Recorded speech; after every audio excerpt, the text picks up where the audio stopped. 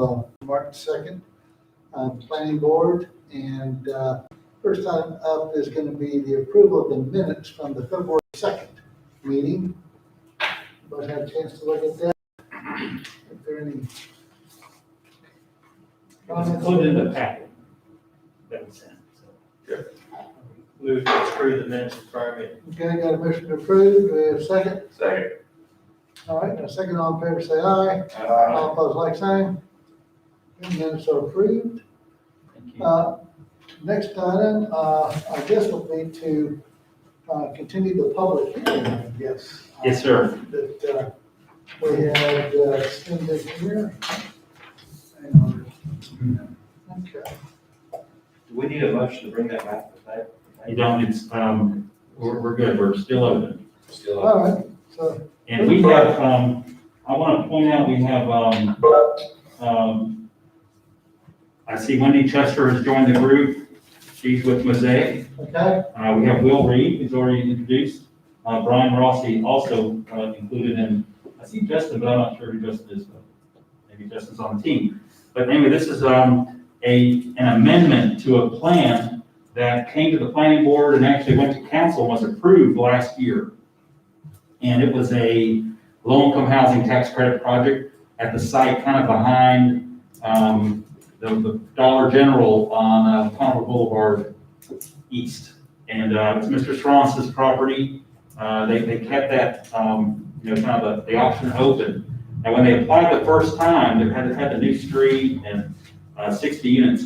They were not successful in their bid to try to attract the tax credits. Other projects in the region and across the state prevailed. So they decided, since Mosaic's already has so much in the game, they've done a great plan, that they'd like to bring it back to you all, slightly changed, but trying to reduce the subsidy required per unit. So there's been an adjustment to the plan, and that's kind of what we're bringing to you today, to be reviewed. Same site, it's a little bit larger. I'll point out, this is Dollar General here, and here's like the vet's office. This is kind of vacant. They're gonna take a portion of the property and add that to the site plan, is the idea here. The plan has been altered to make it a little more affordable. So at the point with the project last year, the city, really, we were encouraging a cross-access street here. But a cross-access street is very expensive when there's not a wider community benefit, right? So the affordable housing trying to build a street, that's pretty expensive. So we revamped this whole layout so that instead of a street, it's really a private driveway through the site. Turns left here and connects back up where the old street would have gone, right through right-of-way that goes out to Conover Boulevard East. So it would be a through access this way. Where's Dollar General? Right here. Okay. Yeah. And this was laid out when Dollar General was approved a while back. This access point was kind of cemented, if you will, to be the access for this property coming in here. Anybody using this site would always use this point right here, so we have not too many driveways on Conover Boulevard East. So that's the proposal. What's changed about it besides the street, the lack of a street, more of a driveway. This has been reviewed by our site plan group, who feel that they can get fire trucks through there and respond to emergencies. There's no worry with that. This will have ample fire hydrants and water service and sewer and stormwater and those sorts of things. There's an additional building, and the additional building is allowing 12 more units in the project. Kind of up the number to 72 would be the request. That's the proposal. Staff's thought about it. We feel supportive of it because we need the housing here in this town. This sort of housing is really what we call workforce housing. It's like your people who work, people have good credit, people are starting out with their careers, they need a place to live that they can afford. So it's a few units will be deeply affordable, but a lot of them will be workforce too. So it's going to bring something to the community here that we don't have at this time. Now, I understand that, Will, did you want to make a presentation now? Are you ready for that, or is that time for it? Sure, that sounds good, Al. They've got a few slides we're going to punch through, Just let us know when we need to change slides, Will, okay? Okay. Well, thank you all for having us here. It was about a year ago, I think it was March 2nd planning meeting last year, we were able to present. So a lot of this might be repeat. Real quick. Next slide, please, Al. Eric, next slide. Oh, okay, there we go. So just kind of a little refresher on Mosaic Development. We are a nonprofit affordable housing developer. We've been working across North Carolina for over 55 years, really with a mission to provide more access to high quality housing, more variety of incomes. Alan said a lot of that's targeting lesser incomes, but specifically on this project, we're having workforce housing is sort of 80% of annual median. We've worked in Charlotte a lot, big cities, as well as the more rural area across the state. Next slide, please. So we are primarily developers, but what's important about what we do after development, we also have done and operate the housing throughout its lifetime. There are a lot of developers who develop and flip housing, we maintain housing. We do that so we can maintain high quality and also make sure it remains affordable even after the time period's over. Next slide, please. It's just a little snapshot of what we've done. We have over 1,000 existing units. We're working on 144 now. That's what we've done in Charlotte, but in a lot of more rural properties. We have about 55 properties. So right now, our current project is in Newport, North Carolina, in response to housing that was destroyed in 2018 during our floods. Next slide, please. Alan, did you want to hit on this at all? We can skip right. Yeah, there's a few highlights. I think the group's heard about the housing survey, but there might be a highlight or two you want to share on this one. So this is really where the initial conversations with the city started, with that between Alan and Kathy Spilla, who's our executive director. Really just what we saw as the need for affordable housing, correct, for on top of that, we did hire a project director for market study last year, and that really showed the need for additional housing. And that's on top of being in the tax credit cycle, a main reason that we're up at 12 millions for the projects.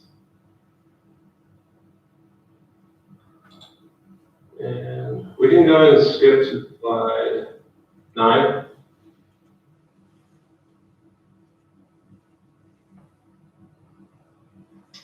So as I mentioned, we're the long-term owners.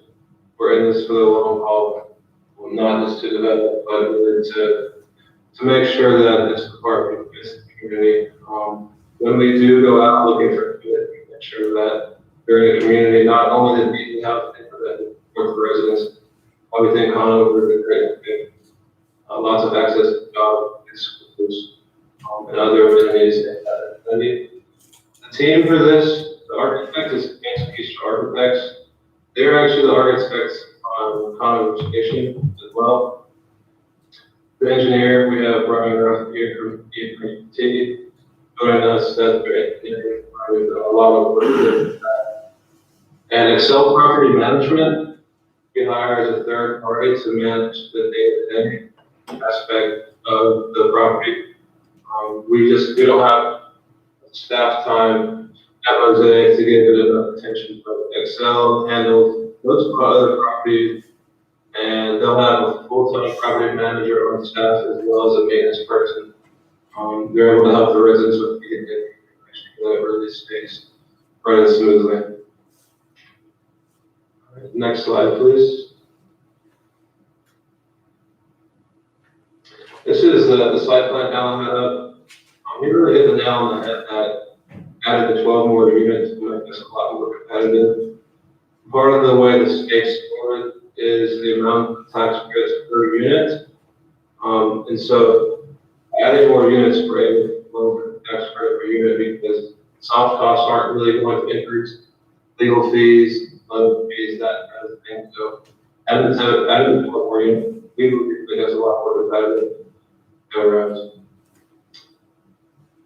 Will, do you feel like it's gonna be a more competitive project? It's hard to know what the other competition is, but do you feel like this is gonna prevail this time and be successful? I really think so. One thing I'll add is that, last year the inpatient committee gave each applicant one bonus point. This year they are doing two, so I think having a bonus point on the project really helps. And I also, based on what we've been seeing, I think there'll be a little less this year in Conover County. Kind of gets one deal, but we're really feeling strongly that getting our credit for you down will help.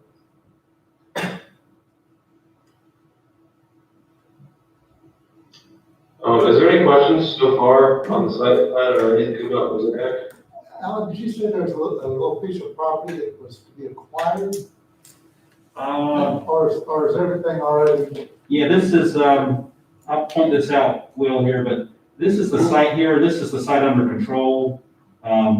There's a piece out here, that wouldn't be developed at this time, and it could be for future expansion or another project, something in the future, and it wouldn't be included in this site plan. So this site plan is gonna be, Okay, distinct to this. but all that's under control by Mosaic? Yes, it is. Okay, It is. yeah. And the primary entrance, is that down on the left-hand side here, or is it gonna be both sides? Yeah, it's primarily here. This is on Emmanuel Church Road will be the primary entrance. And I'm just kind of wondering about the traffic flow coming out the other side, with the traffic light, the Dollar General, and then you've got that all bam, bam, bam, in a pretty condensed, Yeah, there'll be some options. The fire department always likes a flow through, right? If there's an emergency somewhere down here, they can still get to the site here. So this is just for access for everyone and for public safety and all those sorts of things. But yeah, I think that to back up on what David was just saying, though, we know that intersection coming into Dollar General, that's a break stop as soon as you turn People are turning left in both lanes, John. in both lanes, and all of a sudden there's a Dollar General. To me, it's a hazard there, and I don't know well, what. especially if you're able to attempt a left-hand turn. if You you know would what you're try, right, you want- yeah, if you would try a left-hand turn, but the nice part of this site plan is you have options, right? If you're really heading this way, maybe west or something like that, you could go out to Emmanuel, get the Yeah, light right, there. yeah. You have lots of options there. So So it still is two lanes though with that entrance. Yeah, it'd be wide enough for two. Markers back in one. yeah. But I think, when people live in a place, they kind of get maybe people who are heading east will always just head right, use that exit and then they'll have a quick stop, but just everyone else knows, if you're gonna make a left turn, you might want to go the other way, Right. right? So. It was a traffic circle. Traffic. Traffic circle. Now, is this, you mentioned, that the tax credits, I assume that the development of this project is dependent on getting those credits. If those are not obtained, then nothing would happen here. Yes, sir. Yeah. I can answer, that's correct. We rely on the credits in order to develop an affordable product. That really allows us to keep the risk minimal. Okay, so right now, is what y'all own the property an option, or do y'all actually own it? They have an option. Option, okay. Right. So we would look to, if we develop this property, that extra 1.18 acres, hopefully we come back and see actually what you all looking for, what you recommend. But definitely to do the full product or kind of revisit that and do what they say. Now, if this was developed, eventually you've got options on the whole property, would that undeveloped piece be acquired at that time, or just maintain an option with an easement to it for the drive? I believe that if this project became successful, they buy the whole thing. At the time of the Yeah. development? Right, at the time of development, and then come back with something on that upper piece, should they, find a good use or something, maybe other housing or stuff like that. But we'd be having a conversation about that. Okay. If it was of a scale, of course, it might come through a public process like we're having tonight, Okay. but it may not require it, depending on the scale. If you read the bottom line there, they have in their notes, there's the potential to be a future second phase possibly is townhomes. These will all be rental units, there's none. It's all rental, right?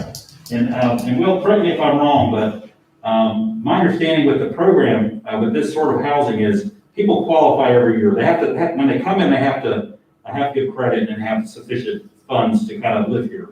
And then each year it's income qualified, meaning they recheck, we have good jobs here. So we're hoping this is the starter home, not the permanent home, right? So people hopefully are able to move on and move up and someday buy a place maybe or something like that, live elsewhere. They start here, they can start here, they can afford it. And then eventually if their salaries improve or we've got good jobs here, people do really well, they can kind of continue in our community. So basically, the rents are gonna be on income formula that's documented, basically. It is, yes. So if you start to do better, you might pay a higher rent. You might pay a higher rent, but at a point you might not be, you might have to move on and Right. find market rate because you As have far as the salary. property tax, that's something Jose would be responsible for each year, is that a government?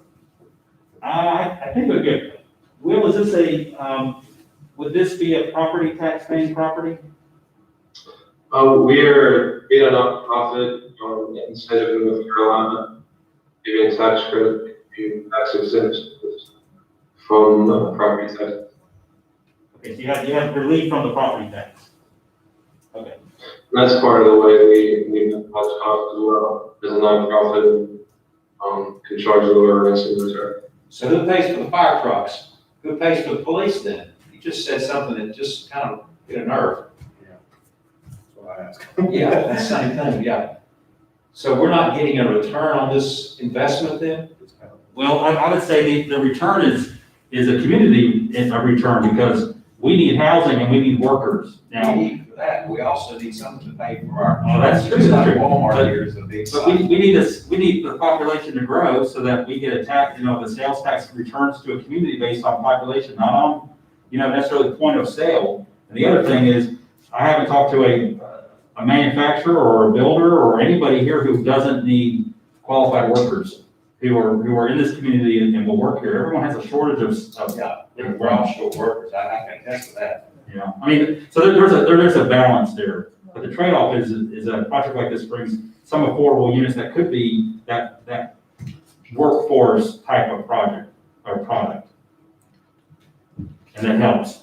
Yeah, but that still doesn't pay for rubber meets the road on fire trucks, police, anything else we need like that to pay for these projects. I mean, Not directly. yeah, I understand that because the company I work for, we're advertising everywhere for workers. I get it.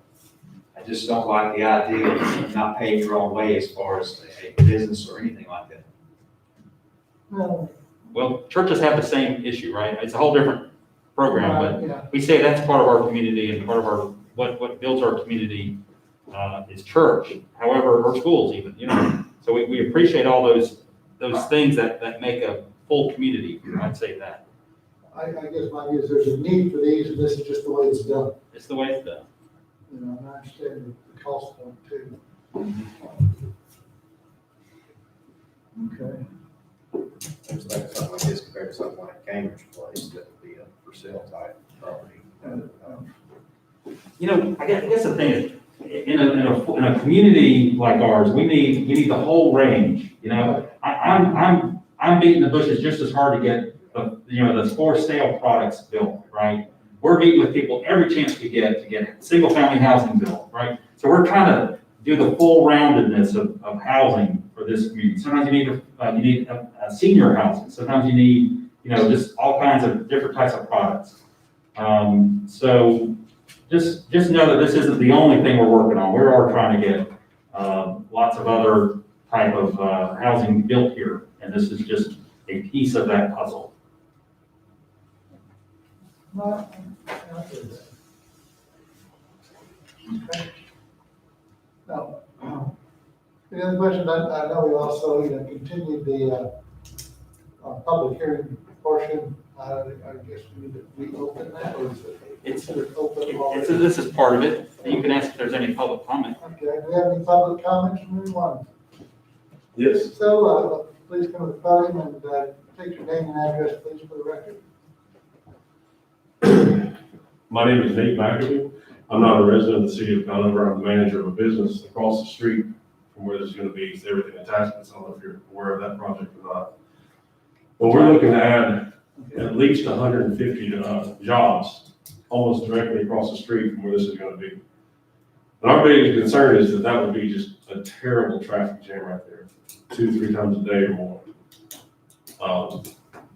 And I don't know if this is just, too late to voice this opinion on something like this, but, I don't know if you've ever been down Emmanuel Church Road, close to that time of day, or morning or afternoon, but it's terrible, it's dangerous, and I don't think it can support the traffic. Your business is across the road from? Yes, sir, the old Baker's Manufacturing, right beside Emmanuel Baptist Church. Where they did the implements? Yes. Okay. Down. Yeah, down just a little bit, but, Okay. the lot, on the other side of the church is where we're looking possibly to build a facility 2.5 times the size of the one we have now. So it's gonna be a lot of traffic on that small road.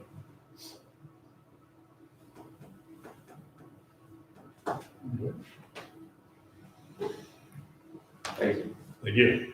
Now, there's really got to be a traffic study of the impact on, Now, this is not expected to be a major impact. Traffic disperses through the day.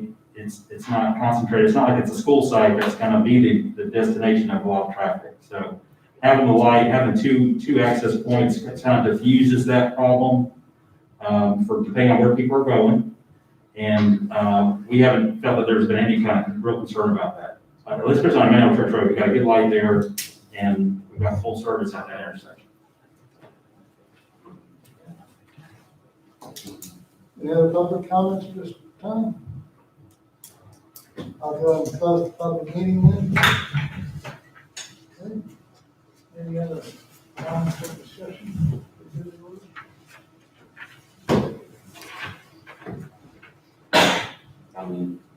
Do we have a motion? Where's that?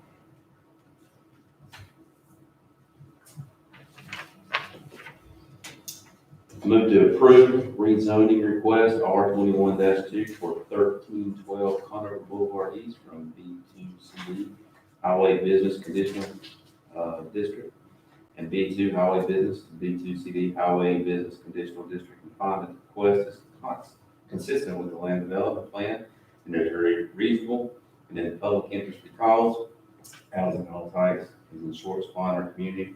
The site is conveniently located nearest to employment, shopping, schools, recreational opportunity. Do we have a second? Second. Second by Mr. Booth. All in favor, say aye. Aye. Aye. All opposed, like sign? Oh, let's, And Mary, were you able to vote and hear that?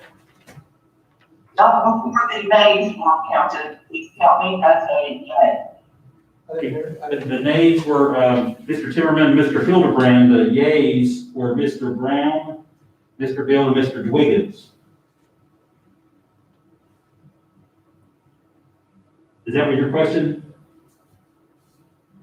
Ms. Reynolds, can you hear us? Yes, sir, I am in favor of the motion. Okay, thank you. Thank you. all right, motion carries for 4-2. So that will, all these types of projects will head forward to city council, and we'll make a presentation, or, they'll be back. So I think it'll be in April. I think it'll be April, will for the city council hearing on this item. Yes, sir. Thank you. Next item on the agenda. So, I don't know, last thing we were looking at some of the text amendments. Yeah, we were, and I didn't see that on this. it's this code Oh, amendment. okay, I'm Sorry, I know it's, Zoning code amendment, okay, Right. to respond to changes to state statutes, appendix A. Yeah, we're gonna try to number those each time, code amendments, so we keep track of them, because there's more than, we're gonna have a few of these, because of the state requirements for consolidating, county rules and city rules and making them all work together. What I provided for you at the dais there is a hard copy of this, and I think it's just probably the easiest way to do it. And I will try to go over that, but just for a quick update, used to be where counties had certain rules and cities had certain rules. The rules may not all agree, although they were trying to, over the years, keep them kind of together. And what you'd find is there would be a discrepancy in certain details, that the county had to do certain things a certain way and the city had to do it a different way. And so the state, with some lobbyists, some lawyers, some planners, some legislators, worked together for probably about 5 years to get this code up to date. So they're telling us they've adopted it on their side. Every city has to do their part and make sure their codes are compliant or consistent with these state, this kind of requirement. So that's what we've kind of done. I started working on this a while back. It just takes a while. It's going through our code and trying to make everything, meet up. We have until June to get this pulled together, and we're going to bring you several pieces over the next few months. Tonight, it's number 1 on this list. It's Appendix A regulations, which is really like, it's just how we conduct our business. I would say that. It sort of outlines how we conduct our business. And then the other things in purple there, we're going to bring that back, as we go along. So we'll be good at this by the time we get to the end of it. I think Mary's still with us. I let Mary know that we were going to go over this page by page, but not necessarily word by word, so we can kind of keep working through this. So the way we do this is everything in red is new language, and everything crossed out, of course, is what we're removing from the code. So that's what we hope to do here. But anyway, this is sort of the general preamble of like why you do all this stuff, and it's about public purpose. This is provide adequate air, light, prevent overcrowding of the land, avoid undue concentration of the population, to lessen congestion in the streets, secure safety from fire, panic, and dangers. This is language from the state legislature, the legislative language that we're incorporating here. You have sufficient provision for transportation, water, sewage, schools, parks, other public requirements. And it's like this health, safety, general welfare of the community. That's always kind of the language that everybody relies on to defend any kind of ordinances that they would promote. The next page, this tells you what a city can control, okay? Under A, it can regulate and restrict height, stories, size of buildings, percentage of lots covered, minimum lot sizes, setbacks. And then the thing we cannot do, we cannot regulate anything really except for lot size. We can't regulate anything about a single family home or a duplex. It's prohibited by state law. Unless Is this in regard to like fencing now and things like that? no, it's the structure itself. Like a lot of cities had ordinances to not have the garage in front, and planners kind of, I would say we kind of asked for it because planners were a little snooty about that. They called it a snoot house. The nose is in front and it would be that garage. So the builders were working on this. They're like, look, you guys are way overstepping, what's working, what's selling. So y'all can't control anything about the design of a house unless you're in a historic district. So that's the only provision there. But we just kind of included all that language to remind everyone and ourselves as well that certain things you can't do. Our code in the front has a section on moratoria, and we kept the spot where it's at and just said if we're going to ever do a moratoria, there's provisions for it. You have to kind of have a public hearing about it. You have to state how long you're going to have the moratoria for, and you're going to say what the purpose is. So sometimes, like in Asheville, where I used to work there, and I just heard they put a moratoria on hotels because they were just, wow, we need to get a handle on the hotels and how to really work with hotels, and so they put a moratorium on any new ones for a year and a half. So, that's how you use it. It's like, then they updated the code, and they brought a whole code change up there to kind of deal with more, the hotel thing. The article on page 5, Article 4, today it just says about the city board, it just calls it the Board of Adjustment. Well, we know that we have 3 boards that we work with, and you guys really represent the 3 boards. We have a planning board, as you know. We have a Board of Adjustment, which that's also a duty you all have. If we had someone who needed a variance or someone who wanted to appeal a staff decision, you all would be the Board of Adjustment. And then we have a Parks and Recreation Advisory Board. We've used that several times in the last year to kind of go over master plans and stuff. And this is sort of language to set up the board itself. Right now it says on page 6 that it would be the mayor who would designate the chair, the board chair. But really I didn't realize that actually, we've been operating on a vote. We kind of let you all select from amongst yourselves your chair. So we wanted to kind of bring that to this language here in this code. The Board of Adjustment says the same membership. The Board of Adjustment is always 5 members, and 4 of them are members of the city, and 1 person needs to be on there who's the extraterritorial jurisdiction. That would be Ken. So Ken served in this role for a very long time in that extraterritorial capacity. So part of the planning board and part of the Board of Adjustment. And then the state, kind of in their kind of language, they remind us of what the duties are, and the Board of Adjustment hears and decides on matters which are required to pass under any statute or development regulation, so our zoning code. Someone wants to appeal a zoning code issue, they bring it to the board, and 5 of you would, at a time, would act as the judge and jury on that. Hearing the case, there's language later on about how that works.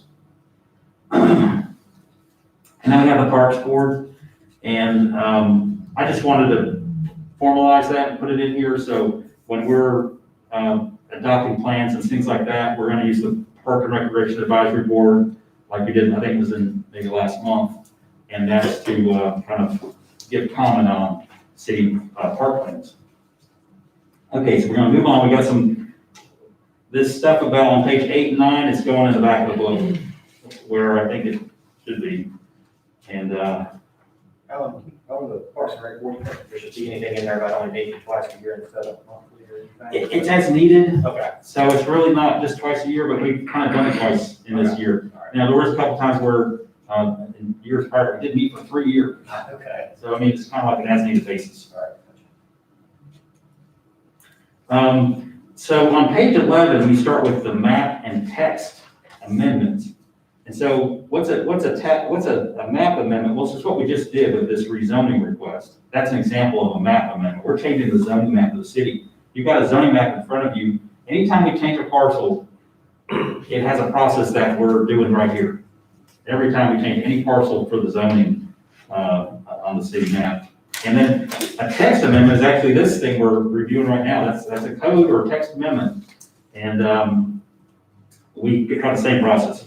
So there is this process that's outlined in the state ordinance, and it always, any one of these things has to come to the planning board every time for a recommendation. You're always recommending to the council, and then they move on to council from there. So it kind of spells it out here, how that works.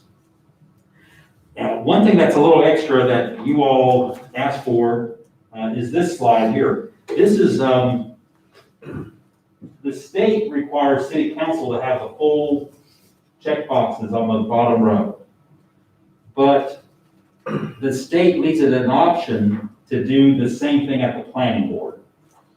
Now, when we discussed it last month, you all said, look, we like having the extra opportunity for the public to come in and hear about a project. Even though we're not required to have a hearing, we want to have a hearing. So that the community hears about a project and knows about it. So what we said we're doing is we're building this into this ordinance is the planning board will have a hearing as well. And when you have a hearing, we'll send out letters to neighbors. So if it's a map amendment, neighbors get a letter And then we also post the site with a prominent Z sign, the zoning change sign. So there's something gonna happen there. People could come up, walk up on that and read what the details are. It always has the meeting dates. So, and then it talks about on page 13, what the city council has to do, right? 3. It says, before adopting or amending or repealing any ordinance or development regulation authorized by the chapter, the council holds their hearing. And they're required to receive your recommendation. If for some reason the planning board refused to make a vote or hear the item, it's never happened, but let's just say it did. Or if it was a tie, What's that? if it was a tie, If it was a tie, there's no real recommendation, it's sort of like fails, council can move on and hear the item. And actually, they're required to within 30 days. So it's our job to keep this stuff moving, and that's kind of how we do it. Plan consistency, that's why when you read a motion on your staff report there, we kind of provide a motion usually in favor or usually against, both maybe. It says that it's, that your action it's consistent with the land plan, right? And if it's not consistent, why? And then maybe what's the conditions that may have changed that make it still worthy of being supported? What those conditions might be that will, I thought that was a legal requirement according to Mr. Panel, one of his meetings, that it's, we changed that, or we had that statement given to us to read. yeah, Is that not the case? that's what we're doing with the motion to approve or deny. Okay. It's kind of built into that, and council has a specific statement in their ordinance that says, a consistency statement kind of laid out, basically it's working on that motion one way or the other.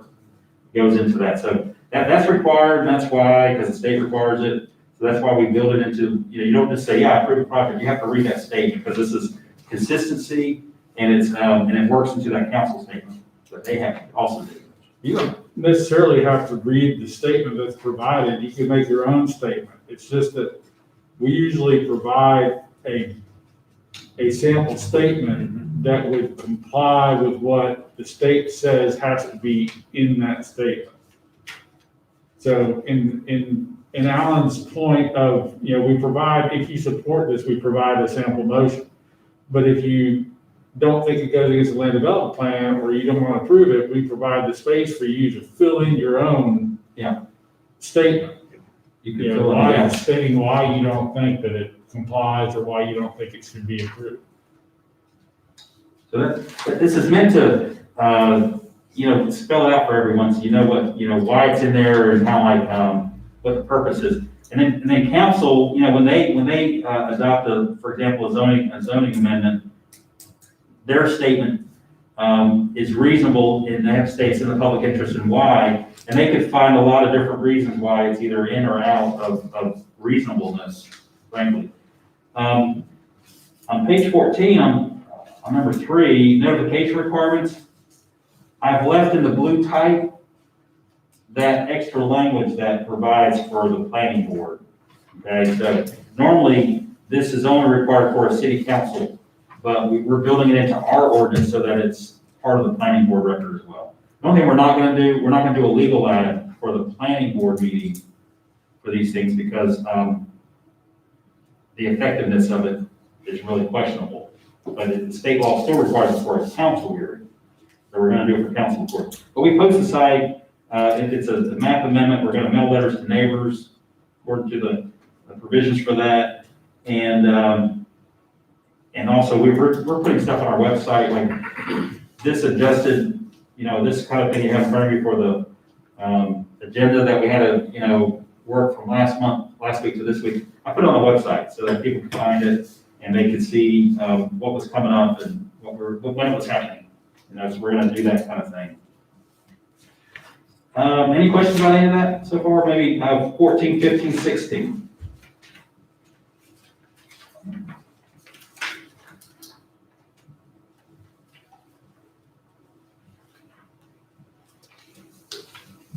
There's a thing on 16 about citizen comments. I tell you what, we've always relied in the past on people coming to a meeting. But going forward, people are more digital. So oftentimes they're just texting in something. And what the state says is before the council hearing, if somebody sent in a comment to the clerk, because really at the council meeting, the clerk is kind of running that show and keeping all the documentation and process together. So it's the city clerk. If they get it within 2 days of the meeting to the city clerk, the clerk is required to make sure the council members have that notice or comment from somebody in the public. Some of what Tri-City did. Yes, exactly. And we made sure that, all those kind of comments were delivered to the clerk who made sure council was aware. So that's because, not everybody's really come to meetings like so much in the old days, I'd say. 16, 17 is just, we did a lot of work to put in the conditional zoning language, and that was part of 50.2. That was last year. Y'all reviewed that. There's very little to change in that section for us because we're so recent with developing it. And it was based on kind of draft language that the state had already put out there and stuff in my experience working with it. But we had a few things to adjust, okay? And one of those is a section called modifications within the conditional zonings. And what it said was, there's a point where you have this plan that goes through a public process like we have. Let's just say they tweak it a little bit. And if they tweak it a little bit, when is it an amendment, right? And they have to start the process over again and start their approvals over again. And when is it something that staff can approve? So this is what this section is in here for. The plan you all just reviewed and recommend for approval, it changed too much for me to just say, yeah, y'all can go ahead and, we'll just put it on, yeah, you got it. We're like, okay, we got a new street, new access, we have a new unit count, the density's gone up, the area's kind of gone up too, the space that was, the physical space has increased just a little bit. So those kind of things are big enough to warrant an amendment to the plan. And this is what this is defining here. You all, we're gonna have on the next meeting, we're gonna have it's a slight amendment to the Walmart, okay, up on 16. I'll bring the plan to you, but they're gonna bring like outdoor, they're gonna have a retail rental, so you rent tools and equipment. And apparently Walmart, that's a lost leader for them big time. They sell drills, but people use the drill and then bring it back out to the dumpster project.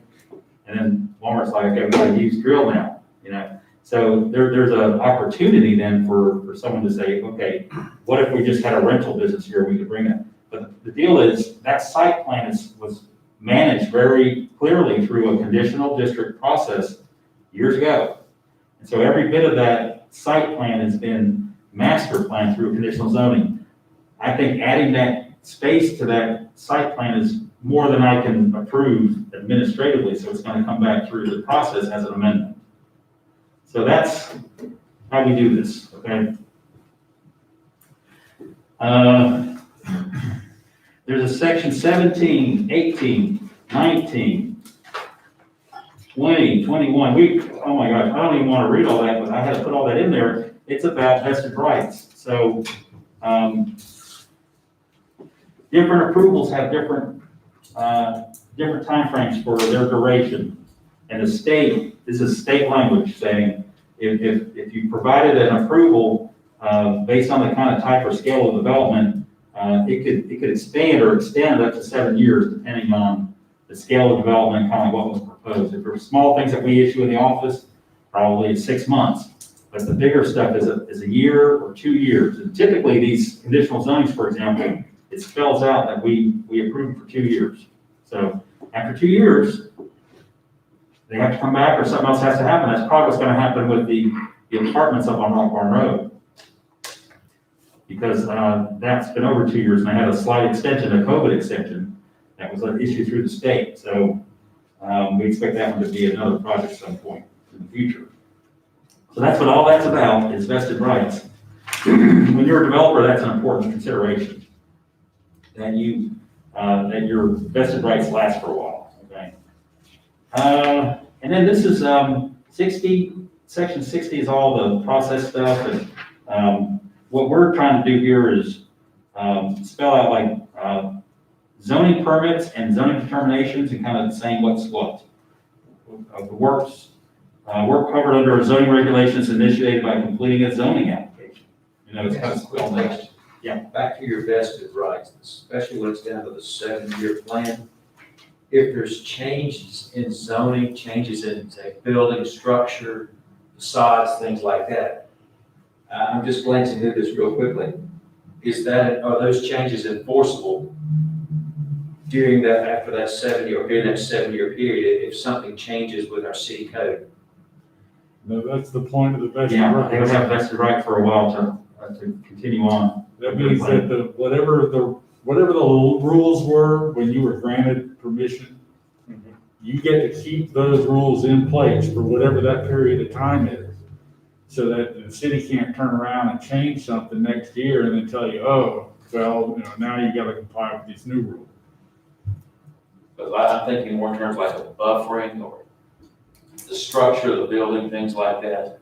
If we came back within that 7 years and said, look, this road's changed, or so there's been changes per se. Yeah. We can't go back and say, hey, you need to increase your buffers, you need to increase decrease your lighting, anything like that, that may change as far as the city code, if they've already been granted that right.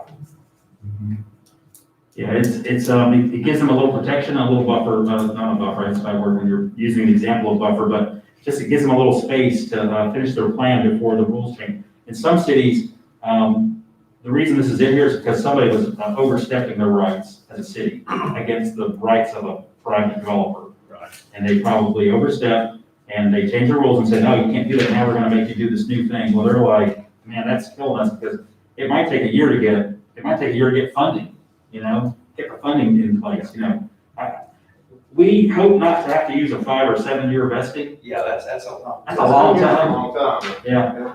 But, 3 years is real, it takes a long time to get projects going. I mean, 3 years would probably be enough in our case, but in some cases, the council has some room to specify the vesting, right? So conditional zoning, I think, normally it'll be 2 years for the projects that aren't just giant, and if they're medium sized, or maybe there's, like this project we just saw, it's gonna take a little bit of process to get their funding in place, right? It'll take a while. You might want to say 3 I don't have the code right in front of me at the moment, but doesn't it have some relationship to scale It does. of the project? And I don't think we've had anything that would be big enough to make the full 7 years. Yeah, the longer timeframe is usually like, large projects that were approved in sections, it's gonna be a phase 1, phase 2, phase 3 kind of thing. It says 100 acres or more on the. Yeah, so it's, Sometimes they're like a Lakewood Park. right, they have big phases that are gonna add up. So it's not very usual we'll get the very large scale ones, but, I just imagine there was something happened across the state where somebody made a very well-established developer very angry, or this wouldn't have been in the code. Right, so, okay. And there's a process for that. I mean, it's something that probably, it's just careful. Like it's careful work to determine what the vesting is. And it probably involves attorneys and more than just planning staff.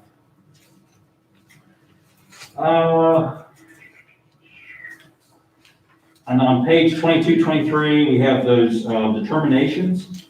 And determination is like people request it all the time. Eric does most of them for us, and people want to know, like, what's my property zone? What can I do with it? This is maybe property for sale or property going to get mortgaged or whatever. And the owner wants to know what the rules are. And so we kind of go through a long list of, things that they can do, what the general uses are, and we provide that to the property owners. The thing that's unique is anytime we do a letter today, now going forward, we have to make sure the property owner gets a copy of that same letter, because that determination is sort of, maybe people would ask on behalf of that property, may not be the property owner. Now we have to let the property owner know. And, we have a process for notices of violation. That's sort of specified on page 24. And then starts on page 24, 60.11 This is the Board of Adjustment, right? So variance is on the next page, the top of 25.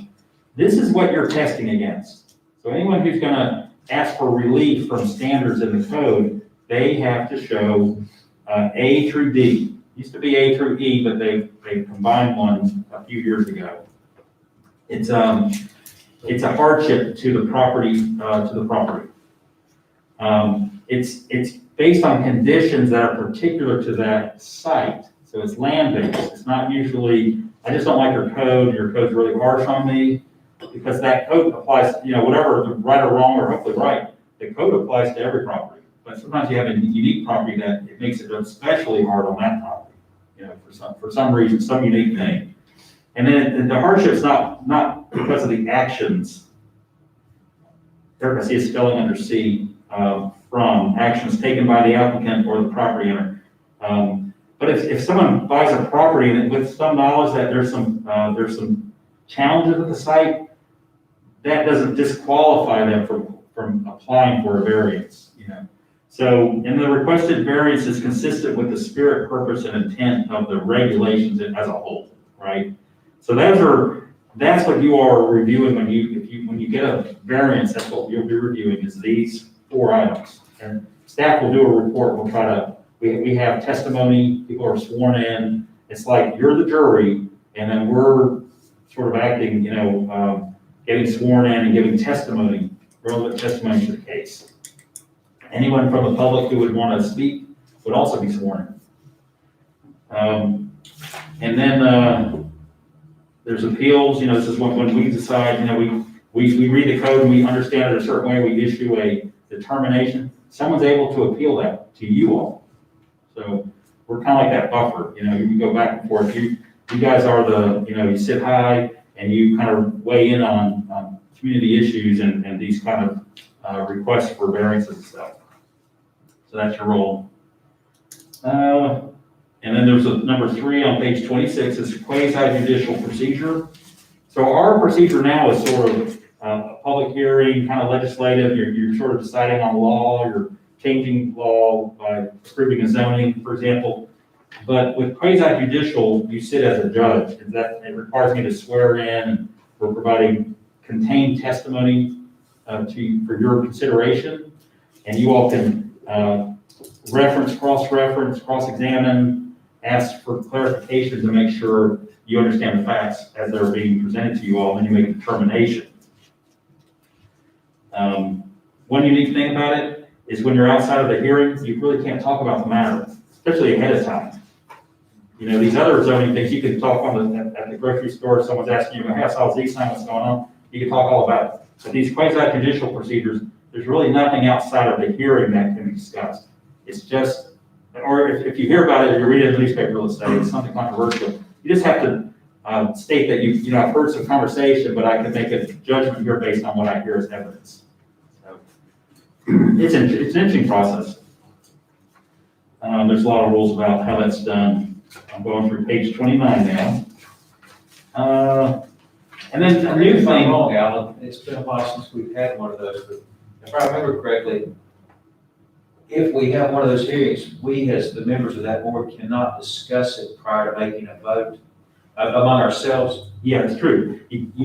That's the only case though. Like normally on these kind of things, y'all can discuss amongst yourself. It's okay. I mean, hopefully you're open-minded to hear, the presentations but for these quasi-judicial hearings like an appeal, you really can't, right? You have to kind of seal yourself from any other information about that until you get your packet. And then you hear the evidence and testimony provided at the hearing. That's after the evidence has been presented. We can't discuss it among ourselves before we vote. I believe that's correct.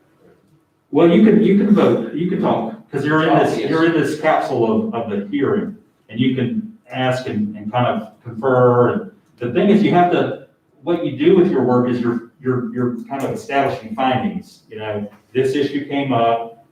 There was hardship because of this circumstance. Is it unique to this site? When you look at those 4 items, you're deciding whether you agree or don't agree based on the testimony that's provided. But someone, any jury, can discuss it on your. Yeah, you guys can discuss it, because you're kind of like a team up there working as the board, So, I mean, and we can make sure, if anything came up and we weren't sure, we'll have an attorney with us in this case, because it's a level up above my skill set. Yeah, I The don't know if last you two, remember, Mayor Monroe's always been here. that Monroe had a court reporter here that recorded everything verbatim. Right. The old house and then The bar. the bar. So, luckily we don't have too many. The section on page 30, this is a new section that's really spelled out in the state law, is the conflicts of interest. And so really, what it'll say is you can't vote on an item if you have a direct and financial impact from the decision, that's one, or a close family member has a direct financial impact from the decision. You know? It doesn't mean that, like I work for a company and my role here, maybe they could do business with this future company if they're successfully approved. That's too indirect, right, to be a conflict of interest. But if your sister owns the land that the developer's trying to buy to put their project on, that would be too close, right? Because it's a familial relationship. That's just a little too close for this. So read over this though. And it also, so this is new to the state law, is administrative staff. It's really spelling out for administrative staff too. There's too many, it's over here, so there's too many questions when a staff member has some stake in it, or a family member or staff member has a stake in a matter, and it needs to be disclosed. So, what I heard is someone might say, I'm not sure, like someone had a cousin who was in a case, for something, and they said, they asked the other board members, like, this is my cousin out here, I didn't realize he was gonna be involved in this, this appeal or whatever, some decision.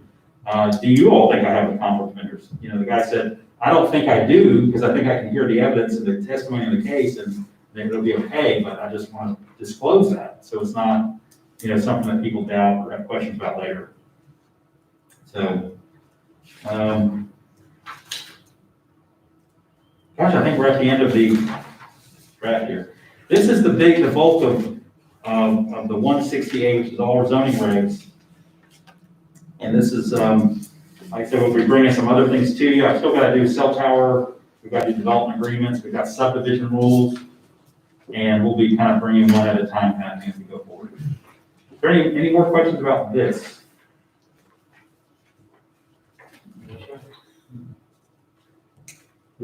So your public meeting is still open. Yeah, and there could be any comment from members of the community. Okay, do we have any comments from the public regarding these amendments? Not? We'll close the public meeting. You see the consistency statement that council would be reviewing, but if someone wanted to make a motion to approve, you could sort of formulate this into a motion to approve, finding that the changes to Appendix A, you could make that like a motion if someone wanted to read that. How about the consistency statement? Yeah, just adjusting that a little bit to make it a motion to approve. Okay, we have a motion to approve. We did. Okay? I think Mr. Bill's been trying to eloquently work his way through that. The very last page, I see it. Yeah, section 3 is very back. yeah. Just add a lib as necessary. Planning board found it approved. I move to approve the ordinance amending Appendix A zoning of the Conover City Code, undertaken to comply with the newly adopted 160D statutes, that it is consistent with the intent of the land development plan, and the ordinances be kept current and consistent with the laws of North Carolina. Do you have a second? Second. Thank you, Mr. Billington. All in favor, say aye. Aye. All opposed, like sign? Aye. Thank you, okay. Thumbs up for Mary. Motion carries. Thank you, Mary. Next item on the agenda, informational items, Conover Station update. Thank you. We're going to switch PowerPoints here.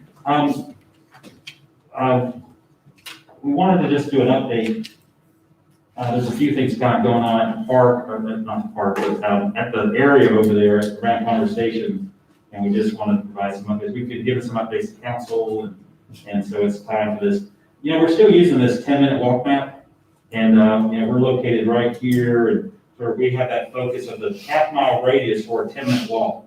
And that we kind of use this as a tool to kind of say, when you consider the 10-minute walk, you include all quadrants of the city, and so crossings and, you know, expansions and everything gets everybody here to this whole little quarter here, downtown plus this new downtown, essentially, which is what Conover Station is. Of course, we have a lot of parking. I know there's some concern and questions about parking, but Eric counted up all the spaces that are available in the downtown area. These are not private parking. This is public parking on street or in city lots.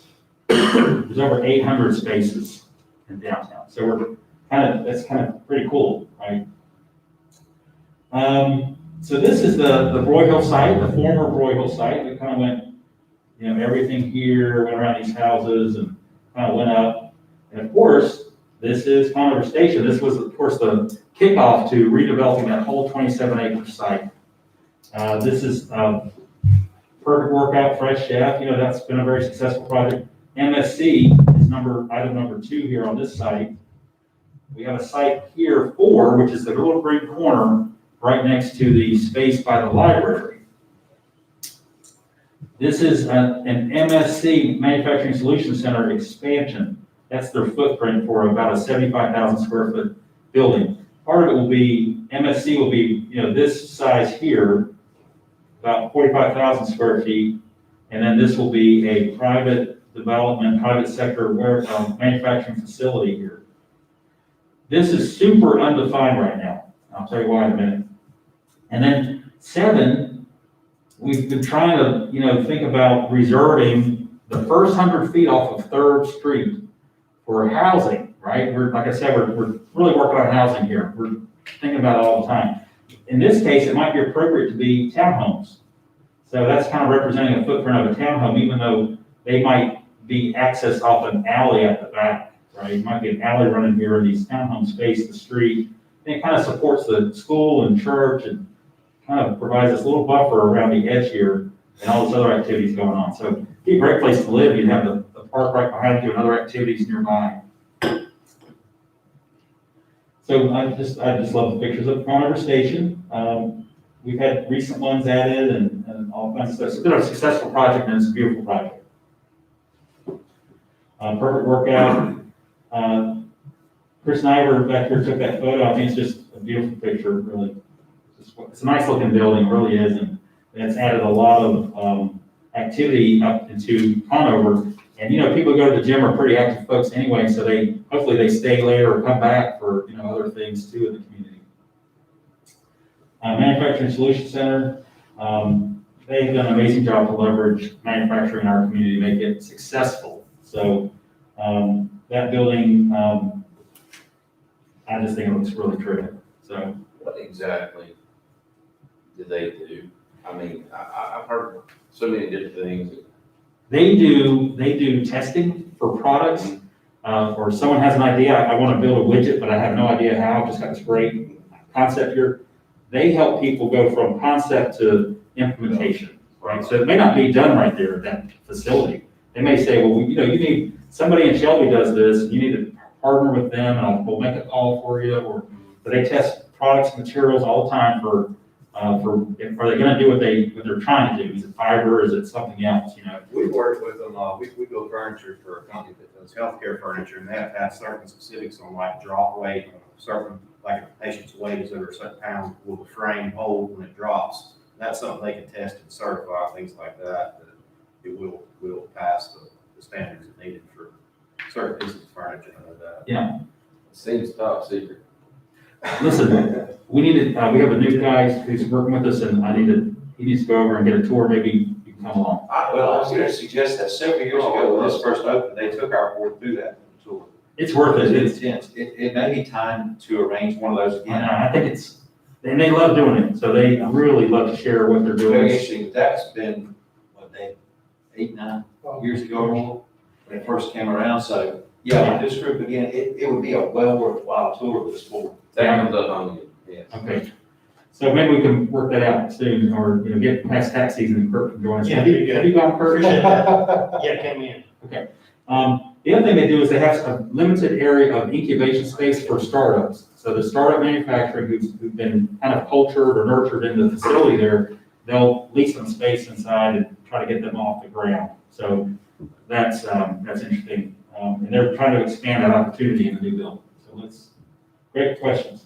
Of course, everybody's been to the park and the new amphitheater, and that was work by a lot of folks in this room before I got here, but it's been a real great success. Question on that. The steel bridge, trestle bridge, Yes, is it still in the plans to go somewhere on that? it is. It's, I didn't show it on that map. Let me go back one quick second here. It's gonna go right about here, crossing the ravine right there, that swale. It'll go right in that middle ground there. Okay, anyway, that's a great photo. I don't know, we'll get back to it. I can't wait to get back to the special events.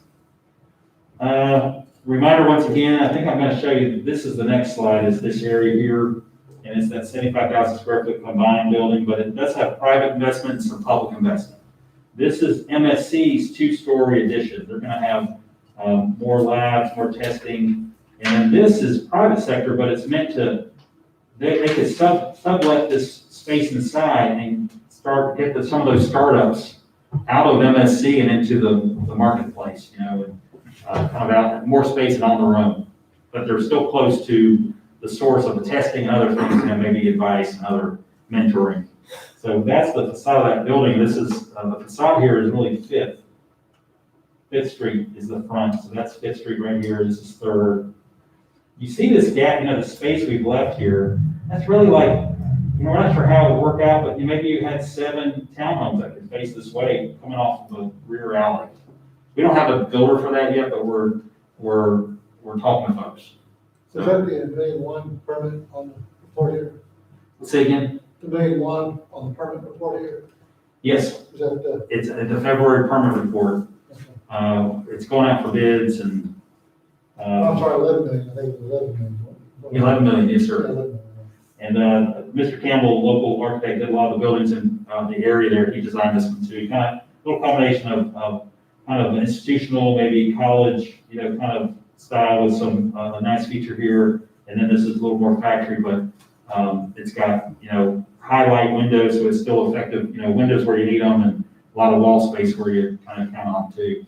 The facade will still fit that decor of that whole area. It will, yeah. This is our special area. We're gonna go the extra mile with the special facade. We don't require our other industrial folks to have the same level of detail, If they did, great, it'd be fantastic, but, they're often folks who are a little more utilitarian and we need to, recognize that and be supportive. We talk about manufacturing and that too. Yes, sir. I mean, it's gonna be like manufacturing spaces now. You wouldn't know they really manufacture anything because there's a few big trucks coming in and out of there, I Yeah. guess, but I mean, It's gonna be relative. It's not gonna be heavy duty. yeah. I think that it'll be the wrong scale for the folks to get too big. When they get too big, they need to hopefully find another spot in our community. Got it. Right, and they kind of grow up in part of this community here.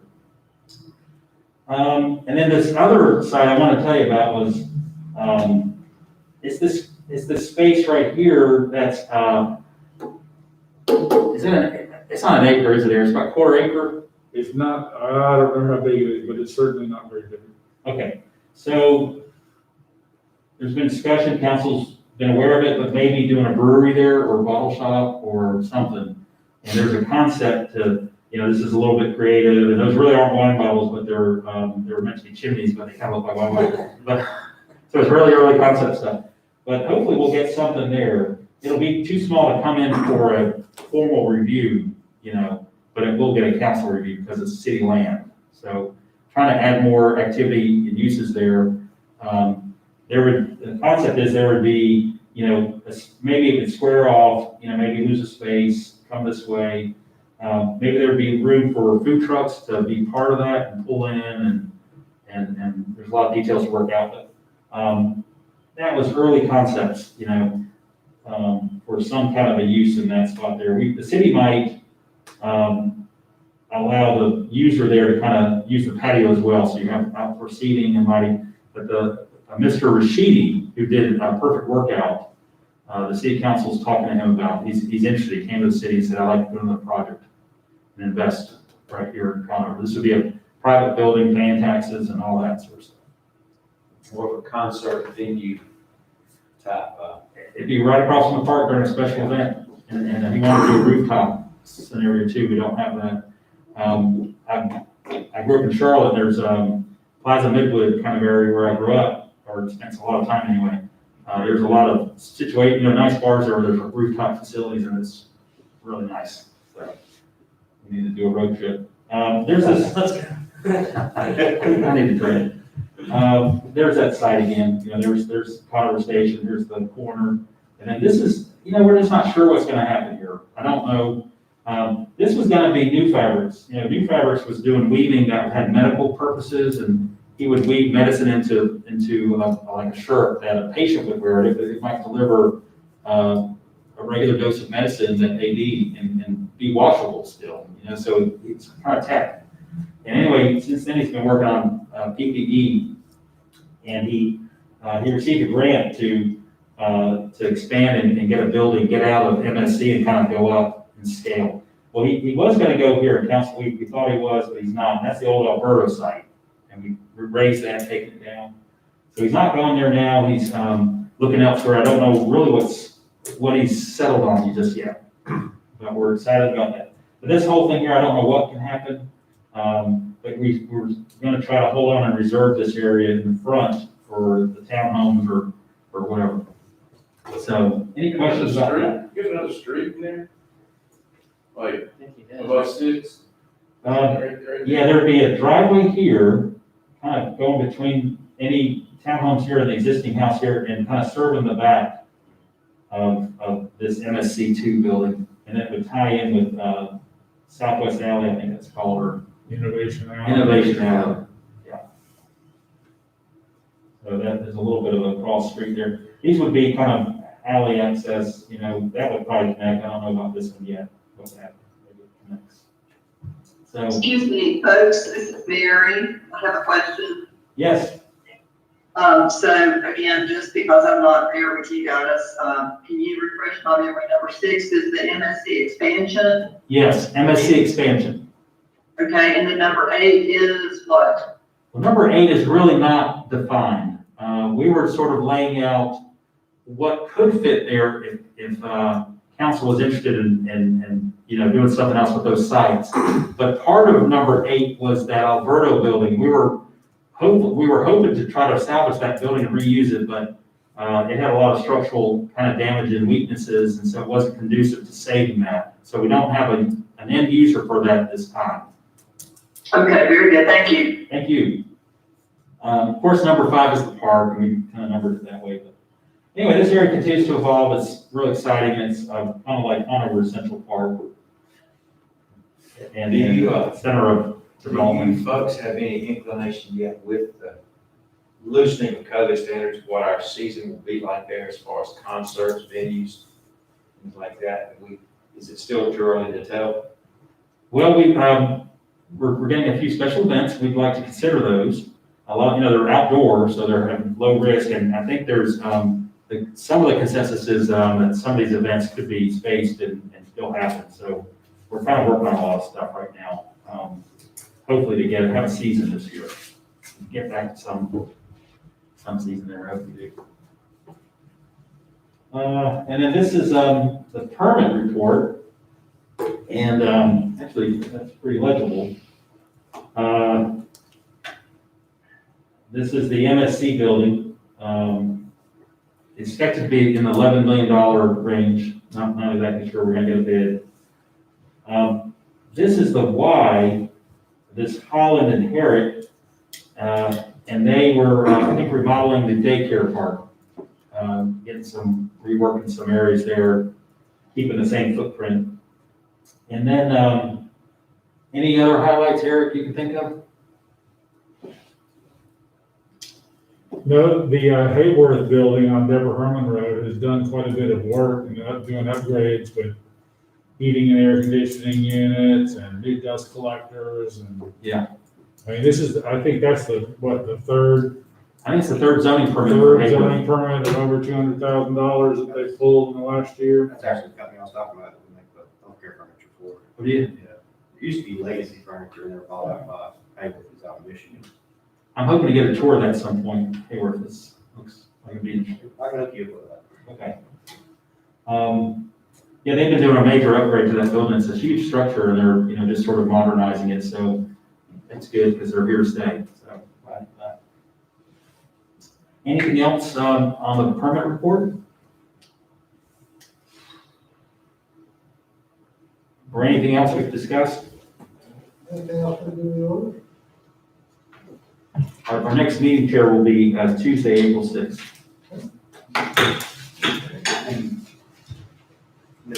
Thank you, everyone. Mary, thank you for attending remotely. Yes, thank you guys for dialing me up.